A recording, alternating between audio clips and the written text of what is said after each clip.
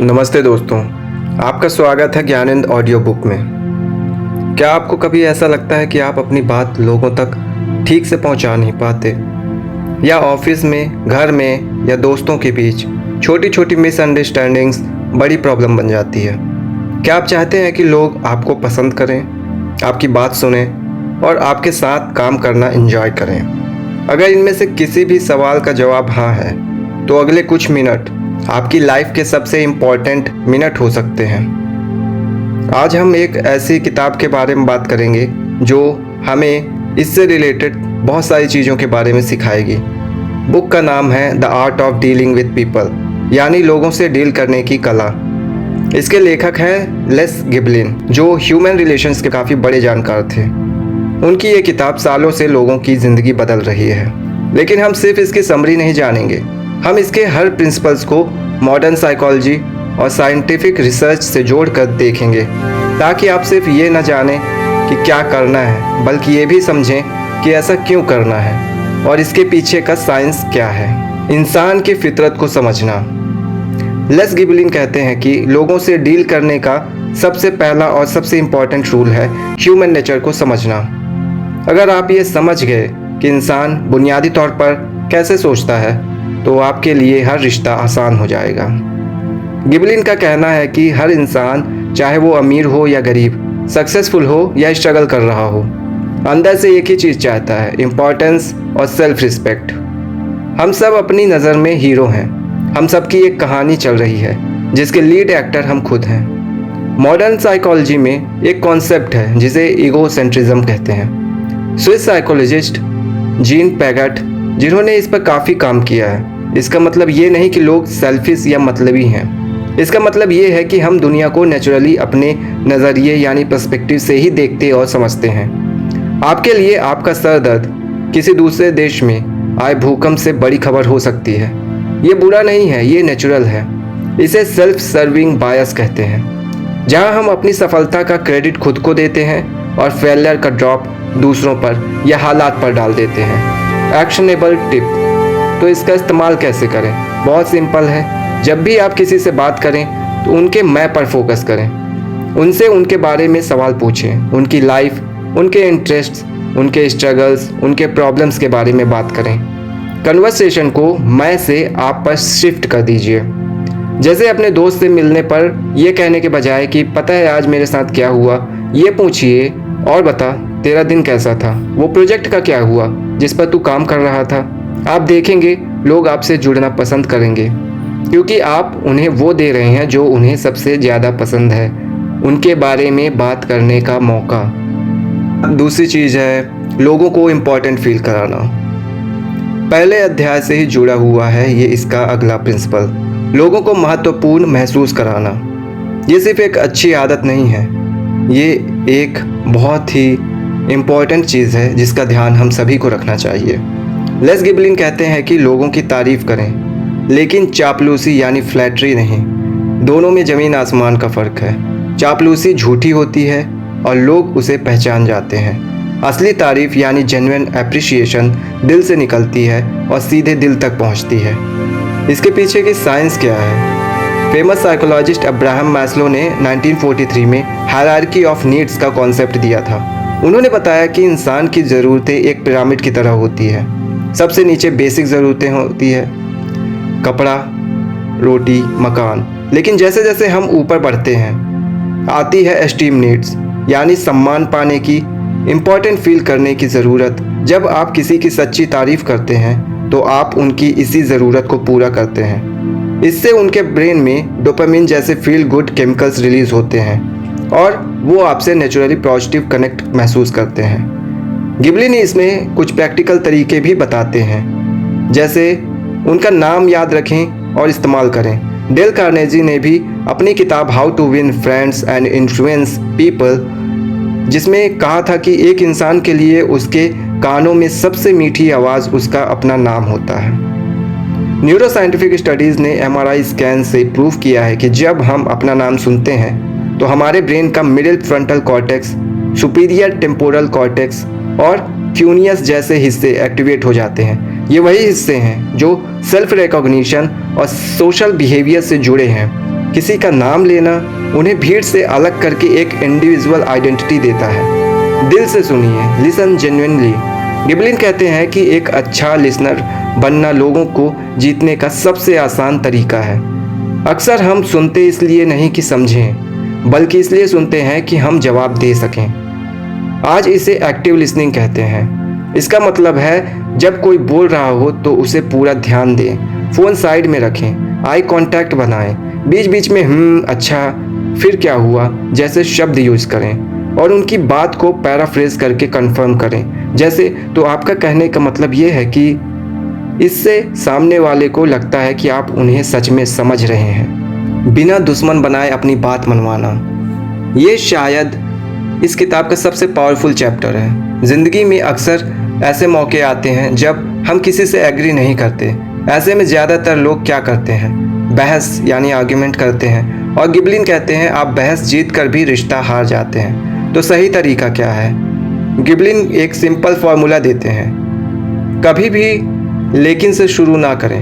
हमेशा एक common ground, एक सहमति का पॉइंट, उससे शुरू करें। मान लीजिए आपके कलीग ने एक आइडिया दिया जो आपको पसंद नहीं आया, तो ये बहुत ही सुपरफिशियल तरीका है कि आप उससे कहें कि तुम्हारा आइडिया ठीक है, लेकिन इसमें बजट बहुत ज़्यादा लगेगा और ये प्रैक्टिकल नहीं है। यहाँ लेकिन ने पहले हिस्से की पूरी वैल्यू ख़त्म कर दी। जबकि सही तरीका यानी गिबलिन के अनुसार क्या हो सकता है? वाह, ये एक बहुत ही क्रिएटिव अप्रोच है। मैं देख सकता हूँ कि तुमने इस पर काफ़ी सोचा, और अगर हम इसके बजट वाले हिस्से को थोड़ा और प्रैक्टिकल बना पाएँ तो ये एक विनिंग आइडिया बन सकता है। चलो मिलकर सोचते हैं कि कॉस्ट कैसे कम किया जाए।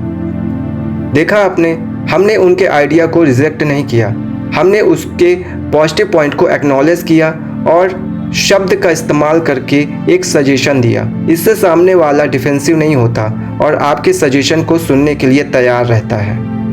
इसके पीछे काम करता है principle of reciprocity. Social psychology कहता है कि जब आप किसी को कुछ देते हैं, जैसे यहाँ उनके ओपिनियन को रिस्पेक्ट दी गई, तो वो भी बदले में आपको कुछ देना चाहते हैं, यानी आपके सजेशन को सुनने की इच्छा। आप उनके पॉइंट से एग्री करते हैं तो वो भी आपके पॉइंट ऑफ व्यू को समझने की कोशिश करते हैं। ये एक यस एंड अप्रोच है जो इम्प्रोवाइजेशन थिएटर से लेकर बिजनेस नेगोशिएशन तक हर जगह इस्तेमाल होती है। कैसे क्रिटिसाइज करें कि सामने वाला बुरा ही ना माने? किसी की गलती बताना या आलोचना करना बहुत मुश्किल काम है। अगर गलत तरीके से किया जाए तो आप एक अच्छे दोस्त या कलीग को हमेशा के लिए खो सकते हैं। गिबलिन इसके लिए एक फेमस टेक्निक बताते हैं जिसे आजकल द सैंडविच मेथड के नाम से जाना जाता है। इमेजिन कीजिए एक सैंडविच, ऊपर ब्रेड, बीच में फिलिंग और नीचे फिर ब्रेड। क्रिटिसिज्म इस फिलिंग की तरह है और तारीफ ब्रेड की तरह। ऊपर की ब्रेड यानी एक सच्ची तारीफ या एप्रिसिएशन से शुरू करें। फिलिंग, फिर बहुत ही नर्म अंदाज में बताएं कि क्या बेहतर हो सकता है। फोकस प्रॉब्लम पर नहीं, सॉल्यूशन पर करें। नीचे की ब्रेड, एक पॉजिटिव कमेंट, एनकरेजमेंट या उन पर अपने भरोसे को जताते हुए बात खत्म करें। आपके टीम मेंबर ने एक रिपोर्ट बनाई जिसमें कुछ गलतियां हैं, तो ये बहुत ही गलत तरीका है कि आप कहें ये रिपोर्ट ठीक नहीं है, इसमें बहुत सारी स्पेलिंग मिस्टेक्स हैं, दोबारा बनाओ। सैंडविच मेथड क्या है कि राहुल, तुमने इस रिपोर्ट पर बहुत मेहनत की है और डेटा को बहुत अच्छे से कंपाइल किया है, एक्सीलेंट वर्क। बस अगर हम इसकी प्रूफ रीडिंग एक बार और करें ताकि छोटी मोटी स्पेलिंग मिस्टेक्स ठीक हो जाए तो इसकी प्रोफेशनल वैल्यू और बढ़ जाएगी। ओवरऑल ये एक फैंटास्टिक पीस ऑफ वर्क है और मुझे पूरा भरोसा है कि तुम इसे परफेक्ट बना दोगे। इसके पीछे का साइंस है कॉग्निटिव डिसोनेंस। जब आप सीधे किसी को गलत कहते हैं तो उनके सेल्फ इमेज और आपके फीडबैक के बीच एक कॉन्फ्लिक्ट पैदा होता है। इस मेंटल डिस्कम्फर्ट से बचने के लिए वो या तो आपके फीडबैक को रिजेक्ट कर देते हैं या आपके बारे में नेगेटिव ओपिनियन बना लेते हैं। सैंडविच टेक्निक इस डिसोनेंस को कम करती है। शुरुआत और अंत की तारीफ उनके सेल्फ स्टीम को बनाए रखती है, जिससे वो बीच के कंस्ट्रक्टिव क्रिटिसिज्म को सुनने और एक्सेप्ट करने के लिए ज़्यादा ओपन रहते हैं। दूसरों को प्रभावित करने की कुंजी। लेस गिबलिन कहते हैं कि लोगों से डील करने की कला सिर्फ दूसरों को समझने तक सीमित नहीं है। इसका एक बड़ा हिस्सा है कि आप खुद को कैसे प्रेजेंट करते हैं। आपका कॉन्फिडेंस, आपकी बॉडी लैंग्वेज, आपका मुस्कुराना, ये सब बहुत मायने रखता है। मुस्कुराहट, एक सच्ची मुस्कान बिना शब्दों के कहती है। मैं आपको पसंद करता हूँ, आपसे मिलकर मुझे बहुत खुशी हुई। साइंटिफिक बैकिंग क्या है कि रिसर्च बताती है कि जब आप मुस्कुराते हैं तो आपके ब्रेन में एंडोर्फिन्स रिलीज होते हैं, जो नेचुरल पेन किलर्स और मूड लिफ्टर्स हैं। इससे भी ज़्यादा इंटरेस्टिंग बात है मिरर न्यूरॉन्स का कॉन्सेप्ट। जब आप किसी को मुस्कुराते हुए देखते हैं तो आपके ब्रेन के मिरर न्यूरॉन्स फायर होते हैं और आपका भी मुस्कुराने का मन करता है। ये एक पॉजिटिव फीडबैक लूप बनाता है। पॉजिटिव एटीट्यूड रखें। गिबलिन कहते हैं कि लोग उनकी तरफ खींचे चले जाते हैं जो ऑप्टिमिस्टिक और एंथुसियास्टिक होते हैं। कोई भी ऐसे इंसान को अपने आसपास नहीं रखना चाहेगा जो हमेशा शिकायत करता हो।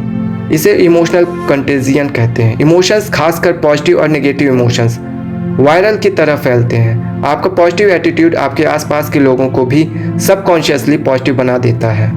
दूसरों में कॉन्फिडेंस जगाएं। जब आप किसी को कहते हैं कि मुझे पता है कि तुम ये कर सकते हो, तो आप सिर्फ उन्हें मोटिवेट नहीं कर रहे होते, आप उन्हें बेहतर परफॉर्म करने के लिए एम्पावर कर रहे होते हैं। इसके पीछे है पिग्मेलियन इफेक्ट या रोसेंथल इफेक्ट। 1968 में रॉबर्ट रोसेंथल की एक फेमस स्टडी ने प्रूव किया कि लोगों से रखी गई एक्सपेक्टेशंस उनकी परफॉर्मेंस पर सीधा असर डालती है। जब हम किसी से हाई एक्सपेक्टेशंस रखते हैं और उन पर विश्वास दिखाते हैं तो वो उन एक्सपेक्टेशंस को पूरा करने के लिए ज़्यादा मेहनत करते हैं और अक्सर सफल भी होते हैं। तो दोस्तों, लेस गिबलिन की the art of dealing with people का सार क्या है?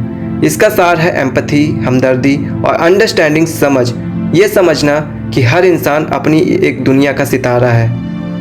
हर इंसान को इज्जत, सम्मान और अहमियत चाहिए। अगर हम गिबलिन के सिखाए हुए प्रिंसिपल्स को अपनी ज़िंदगी में उतार लें, लोगों की बातों में मैं की जगह आप पर फोकस करें, उनका नाम याद रखें, उनकी बातों को सच में सुने और समझें, असहमति होने पर भी पहले सहमति का पुल बनाएं, क्रिटिसाइज करने के लिए सैंडविच मेथड का इस्तेमाल करें और हमेशा एक पॉजिटिव और कॉन्फिडेंट एटीट्यूड के साथ मिलें, तो हम ना सिर्फ बेहतर प्रोफेशनल बनेंगे बल्कि बेहतर दोस्त, बेहतर पार्टनर और बेहतर इंसान भी बनेंगे। ये कोई मैनिपुलेशन नहीं है, ये लोगों के दिल जीतने की एक सच्ची कला है जिसके पीछे अब सॉलिड साइंटिफिक एविडेंस भी हैं। इन प्रिंसिपल्स को अपनी डेली लाइफ में एक एक करके शामिल करने की कोशिश करें। एक हफ्ते तक सिर्फ लोगों के नाम लेने पर फोकस करें, अगले हफ्ते एक्टिव लिसनिंग पर। धीरे धीरे ये आपकी आदत बन जाएगी। उम्मीद है आपको the art of dealing with people की ये ऑडियो समरी बुक और मॉडर्न एनालिसिस पसंद आई होगी। याद रखिएगा, सबसे बड़ी इन्वेस्टमेंट वो है जो अपने स्किल्स और रिश्तों पर करते हैं। मैं आपसे विदा लेता हूँ। मिलते हैं अगले एपिसोड में एक नई किताब और नई सीख के साथ। तब तक पढ़ते रहिए, सीखते रहिए और आगे बढ़ते रहिए। नमस्ते।